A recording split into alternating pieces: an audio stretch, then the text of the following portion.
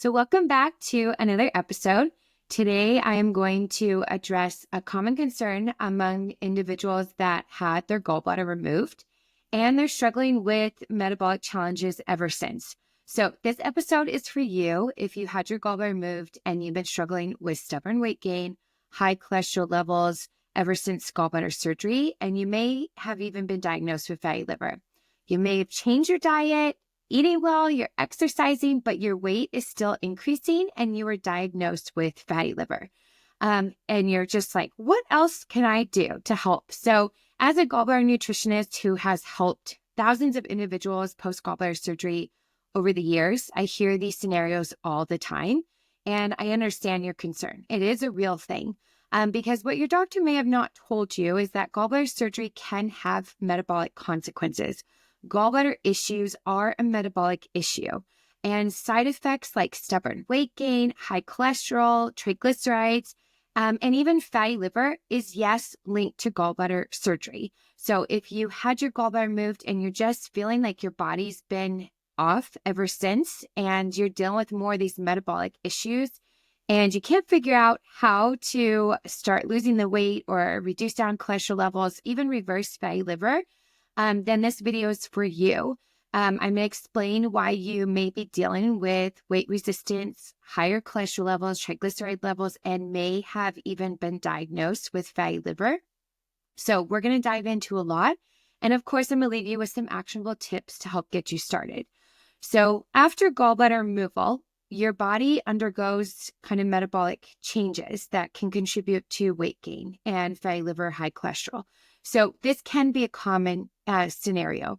So we're going to talk about some key drivers within our diet and our lifestyle first that can be driving these issues. And it's important, if we're struggling with these metabolic challenges, we work on these foundational habits first.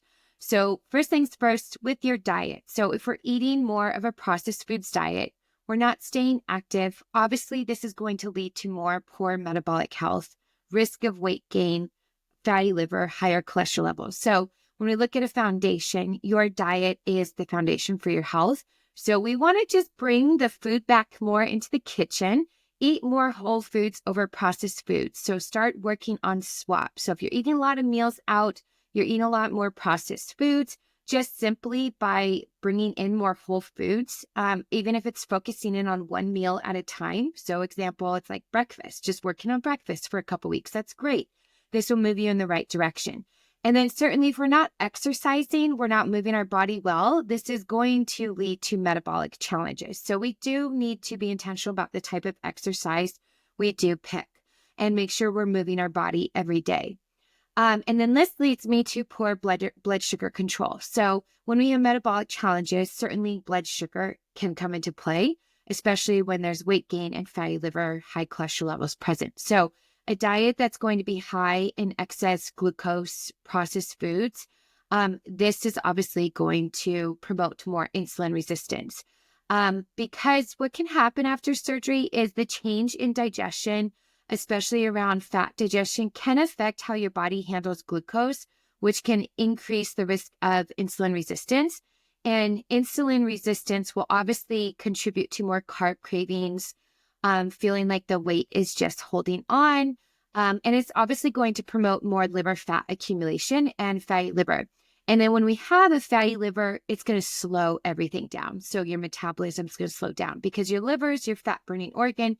It's also important for blood sugar control. Stress and lack of sleep. So these are foundational habits that we have to consider that can really mess with our metabolic health. So stress and lack of sleep, these will obviously raise your cortisol levels, which can lead to weight gain and metabolic issues. If we're not sleeping well, your liver can't regenerate overnight, so it can do its 500 plus functions. So it is important as you go on a journey to improve your liver health, your metabolic health after gallbladder surgery. We do consider sleep. It's really important. And then we have to consider, how's the body change without a gallbladder? So this change in bile. Without a gallbladder, bile is no longer stored and released when needed. So it's not controlled.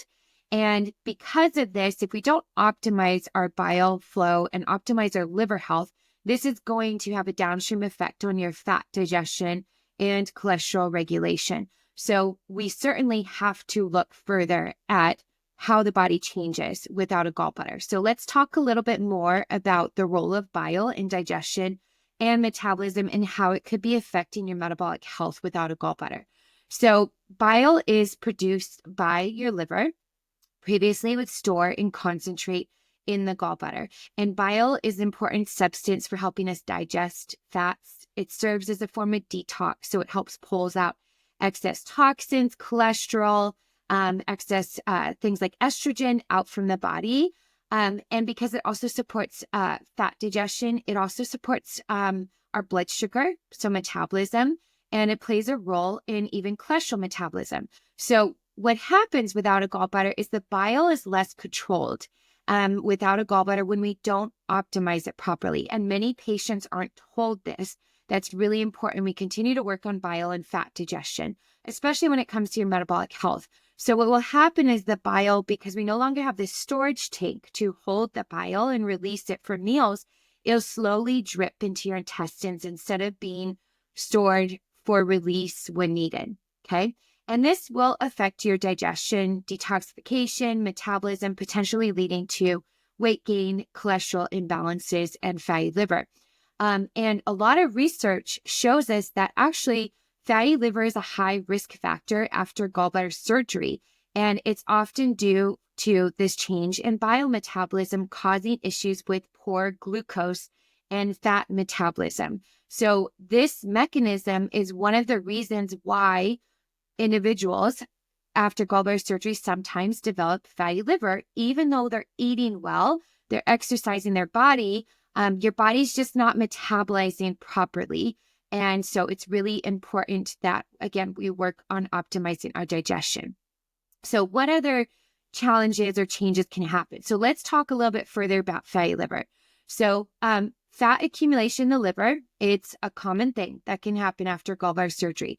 And the reason why is that, again, after gallbladder surgery, change in bile will cause issues with change in glucose and fat metabolism, which will drive insulin resistance. Insulin resistance is one of the leading factors of fatty liver. When we're insulin resistant, this is going to lead to an increased fat storage in the liver. So again, this goes back to, are we optimizing our digestion and bile flow? Another mistake some individuals can make is excess saturated fat intake. So they have their gallbladder removed and they start to eat way too many saturated fats. So too many fatty proteins, too much dairy, too much cheese in the diet, and your body just can't handle it. It can't process it because the liver will absorb more fat and it struggles to process it efficiently. So then what will happen is that the too much fat or more fat can actually lead to insulin resistance, but it will cause more fat to get stored in the liver, contributing to inflammation and oxidative stress. And so this can also be a driver of fatty liver. So I see this mistake a lot with individuals post-gallbladder surgery, where we're like, yes, we can eat more foods, which is great. We should be able to. You should have more flexibility because we don't have the risk of gallbladder attacks anymore. But if we overdo this excess saturated fats, your body may not be able to metabolize it properly, especially if you're not supporting your bile and your liver health before doing this. So jumping into a keto diet, I just caution with post-gallbladder surgery, you do need to make sure that we work on the digestion and your liver health if you're going to increase your fat intake. And of course, when we have a fatty liver, because your liver controls 500 plus functions in the body, it's going to show up in higher cholesterol levels, higher triglyceride levels, lower metabolic health, thyroid health, hormone imbalances. All of these factors will come into play when our liver is fatty and not working properly. Another factor that can drive weight gain, fatty liver, high cholesterol is your hormones. So what goes on? Why do some individuals experience hormone imbalances after gallbladder surgery? Well, for one, impaired detoxification. So reminder, bile helps us detox and drain toxins and excess hormones from the body. So what happens post-gallbladder surgery, again, if we're not supporting bile properly, we're not draining out these excess hormones. If your liver is under stress too, it's going to have a harder time eliminating these excess hormones. So an example of this is estrogen. So what can happen for a lot of people post-gallbladder surgery is the body's not detoxing properly, or maybe we need to add in some detox efforts. So we're not releasing out excess estrogen. And estrogen's an important hormone, but it can be problematic when it's in excess or in excess in ratio to progesterone. And so what can happen post-gallbladder surgery, we're not eliminating the excess estrogen. This is going to lead to estrogen dominance, more PMS symptoms, which will further cause metabolic imbalances. And then certainly poor fat digestion and excess toxin and estrogen accumulation. So further speaking about estrogen dominance, because I see this all the time in individuals post-gallbladder surgery, is that the estrogen dominance, when we have too much estrogen, your body is going to become less responsive to insulin, leading to higher blood sugar levels and increased fat storage, especially around your midsection. Estrogen imbalance can also influence cortisol, your stress hormone, which can promote fat storage, especially again in your abdominal area. And then certainly high estrogen levels can interfere with your thyroid. And when this can slow down everything, because when your thyroid level is lower or it's not functioning properly, it's going to slow down metabolism. So a slower metabolism means we're not burning our calories. It's going to lead to weight gain, especially around the hips and thighs. And then we have to talk about the thyroid, because your thyroid really plays a role in your metabolic health.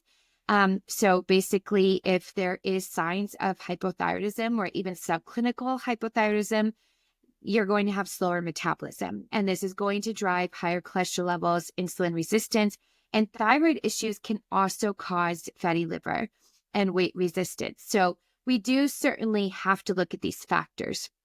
So if we're struggling with, the weight gain, higher cholesterol levels, and possibly fatty liver, we need to go through some of these key drivers that could be driving these issues. Start with the foundational things and look first at your dietary and lifestyle factors. And in some cases, you may need to look further at some of these other causes that could be driving issues with metabolic challenges ever since you had your gallbladder removed. So now that we understand the cause of why we're struggling with metabolic challenges, weight gain, weight resistance, fatty liver, I of course want to leave you with some tips. So there's a couple of things. As I mentioned, number one, we want to dial in our foundational habits. We can't expect to improve our metabolic health if our sleep is poor, our diet's poor, we're not exercising. These are foundational things. So these are things that you can certainly get started on. So as a reminder, we want to work on swapping out the processed foods for more whole foods, and we want to focus in on a balanced diet. So we're eating balanced plates that are balanced with a lean protein source, fiber-rich foods, healthy fats. So keeping all three macronutrients on a plate is an easy way to balance your blood sugar, but also making sure that you're getting in adequate nutrients to help support your digestion and your liver. And then we want to monitor our blood sugar levels. So obviously, as we talked about, insulin resistance can be a big driver of metabolic challenges post-gallbladder surgery. So to help support healthy blood sugar levels, again, we want to avoid high sugar processed foods that can worsen insulin resistance, drive fatty liver. Again, we want to promote more of a health promoting diet as a foundation. Certainly, you may need to individualize some of those higher glycemic carbohydrates. And I typically love a continuous glucose monitor, especially if you have already a healthy diet, you're already doing a lot of these things. A continuous glucose monitor is a great tool where you can further get a real good snapshot of your blood sugar in real time. It can help you individualize, can your body handle these complex carbs like rice and oats, or possibly is your body not tolerating them at this time? And then certainly we want to look at exercise. So a combo split that I really like to help improve metabolic health is lifting weights 3 times a week. If you want to improve your metabolic health, you have to lift weights. There's no way around it. So we want a goal to lift weights 3 times a week. And then typically we want to walk daily, 30 to 60 minutes. I really like and encourage clients to walk on incline at a speed that you don't have to hold on, at a real gentle speed, but walk on incline for 30 to 60 minutes. If you don't have access to do that, then a simple thing is just moving your body 10 minutes after meals. So I am a mom of a toddler, and so it can be very hard to fit in long exercises. So some days where I feel like I can't get the exercise in, I'll do 10 minutes of workouts after my meal. So I'll typically do like push-ups and squats. So those are some foundational things. Then tip number 2, we want to first work on optimizing phase 3 liver detoxification or drainage. So phase 3 detoxification involves optimizing proper bile flow with no gallbladder and ensuring you have frequent bowel movements. This is really, really important because we need to bind to the excess toxins, excess hormones, excess cholesterol, and pull it out from the body. And this can be challenging because some individuals struggle with more constipation post-gallbladder surgery. And when you talk about improving your metabolic health, your liver health, your hormone health, you have to be having frequent bowel movements. This is a form to drain any toxins from the body so they're not accumulating up in the liver, causing further issues and driving fatty liver. So we want to work on bile flow, ensure that we are having frequent bowel movements. And I'll talk about a little bit more bile flow support here in a minute. And then to help optimize phase 3 detoxification or drainage is we want to ensure we're eating adequate fiber. Fiber is a star player when you talk about gallbladder liver health in the diet, because fiber has a natural binding effect. And the idea is that if you're having frequent bowel movements, 1 to 3 bowel movements a day, we're using fiber to bind and releasing the toxins from the body. So this is really important. If we're not doing these steps, what will happen is this is going to slow down methylation. It's going to cause more liver issues and poor metabolic health. So at a foundation, we need fiber and ensuring we have frequent bowel movements to optimize phase 3 detoxification, especially before you do any type of detox program. This is a foundational step for people that don't have a gallbladder or fatty liver. And then bile flow support. So how can we support bile flow? I'm going to talk about some key supplements that can be helpful. So some key supplements in most cases in this situation, we're going to need some form of bile salt. And there are 2 common bile salt products on the market. We have TUDCA and ox bile. Ox bile works really well if you have fat-soluble vitamin deficiency. So like if your vitamin D levels are really low, probably need ox bile to help us absorb our fat-soluble vitamins. Ox bile can also be helpful to digest down fat. So if you have a lot of intolerance still to fatty foods, we probably need a little bit of ox bile. My favorite products are Allergy Research Group or Seeking Health. I really like to start with 125 milligrams to see how someone responds, and I'll encourage them to increase it, especially if they're eating a heavier fatty meal, if they're eating a meal out.